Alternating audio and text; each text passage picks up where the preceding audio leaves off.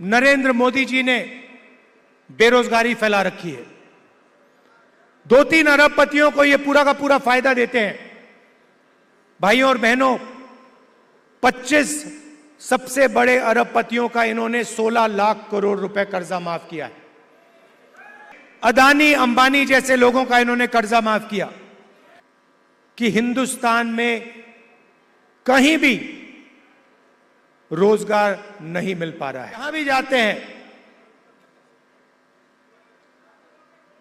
एक जात को दूसरी जात से, एक धर्म को दूसरे धर्म से, एक प्रदेश को दूसरे प्रदेश से, एक भाषा को दूसरी भाषा से ये बांटते हैं और लड़ाने की कोशिश करते हैं, और यही काम इन्होंने यहां किया है।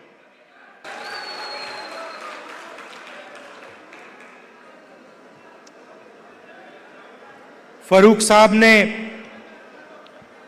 नफरत की बात करी,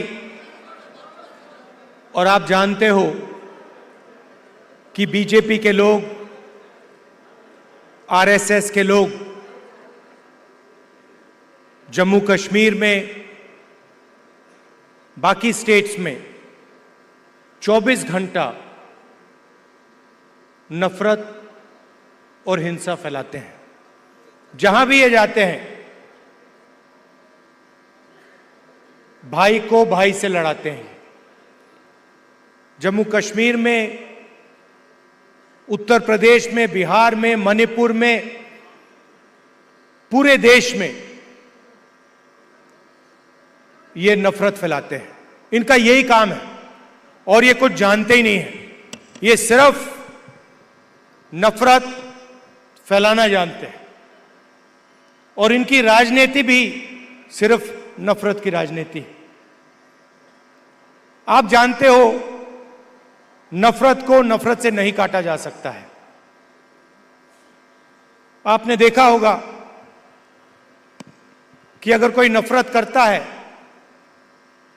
उसको नफरत से नहीं, सिर्फ मोहब्बत से काटा जा सकता है। और इसीलिए ये जो विचारधारा की लड़ाई है, एक तरफ नफरत फैलाने वाले लोग हैं, और दूसरी तरफ मोहब्बत की दुकान खोलने वाले लोग हैं।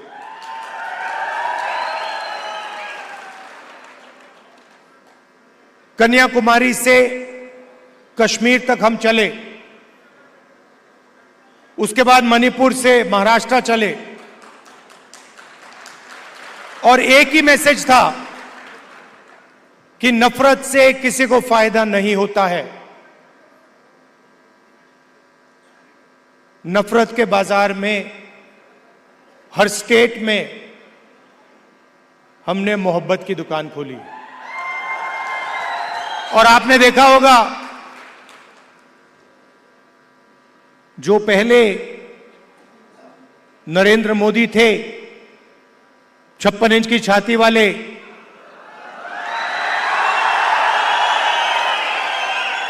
आपको उनका चेहरा दूर से दिखाई देता है। मैं तो पार्लियामेंट में उनके बिल्कुल सामने खड़ा रहता हूं, तो साफ दिखता है कि वो जो पहले नरेंद्र मोदी थे, वो आज नरेंद्र मोदी नहीं बचा है।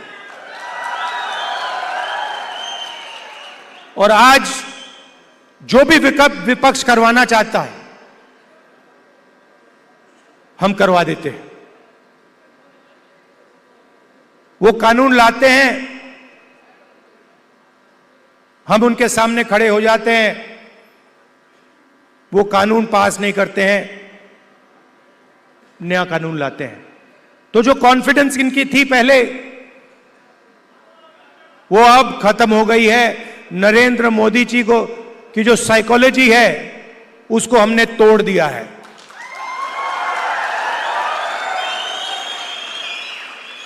वो तो उनके चेहरे पे साफ दिखता है कि जो पहले नरेंद्र मोदी थे, वो नहीं रहे।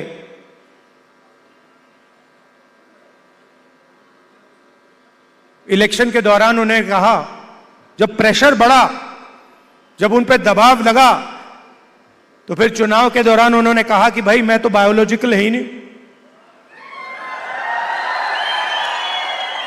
मतलब मैं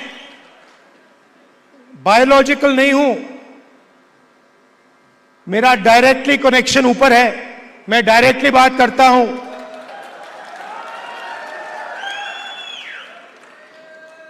तो साइकोलॉजिकल प्रेशर इस स्टेटमेंट से दिखता है कि इंडिया गठबंधन ने नरेंद्र मोदी को हमेशा के लिए साइकोलॉजिकली तोड़ दिया है, खत्म कर दिया है। और हमने नफरत से नहीं किया, वो नफरत फैलाते हैं, हमने मोहब्बत से, बिना नफरत के नफरत को हराने का काम किया है। आप देखिए, हिंदुस्तान में यूनियन टेरिटरी को स्टेट में बदला गया है, बहुत बार हुआ है, यूनियन टेरिटरी को स्टेट बनाया गया है। स्टेट के दो भाग भी किए गए हैं, एक स्टेट को बांटा गया, आंध्रा और तेलंगाना में,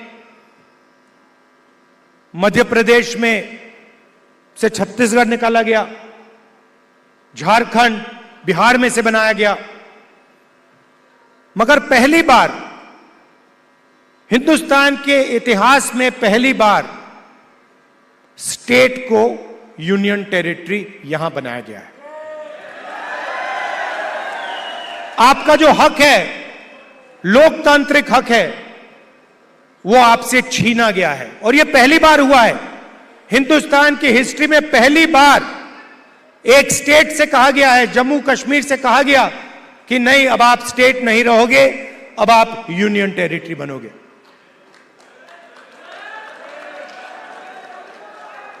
इसीलिए हमारी पहली मांग है कि एक बार फिर आपको स्टेट का हक दिया जाए और आपका स्टेट आपको वापस दिया जाए। और हम इन पे दबाव डालेंगे, प्रेशर डालेंगे और इनसे ये काम करवाएंगे। और अगर ये काम नहीं करेंगे तो फिर ये काम हम करके आपको दिखाएंगे।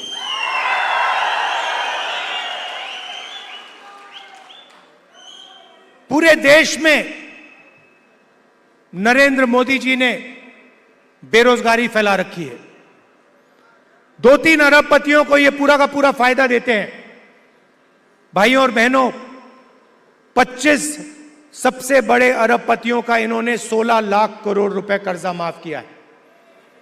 आप सोचिए, 16 लाख करोड़ रुपए अदानी अंबानी जैसे लोगों का इन्होंने कर्जा माफ किया। नोटबंदी लागू की, गलत जीएसटी लागू किया, और जो देश को रोजगार देते थे, जो छोटे बिजनेस वाले थे, स्मॉल और मीडियम बिजनेस वाले थे, स्मॉल और मीडियम इंडस्ट्री थी, उनको सबको इन्होंने खत्म कर दिया। नतीजा यह है कि हिंदुस्तान में कहीं भी रोजगार नहीं मिल पा रहा है। और यही हालत यहां जम्मू कश्मीर में है। अगर जम्मू कश्मीर का युवा रोजगार चाहता है तो नरेंद्र मोदी जी की सरकार रोजगार नहीं दे पाती है, ये सच्चाई है। और जो आपका था पहले, जो आपकी सरकार डिसीजन लेती थी, आपके हित में जो डिसीजन लेती थी, आपके भविष्य को सोचकर जो डिसीजन लेती थी, आज बाहर के लोग निर्णय लेते हैं। आपकी सरकार को चलाने में आपकी आवाज ही नहीं।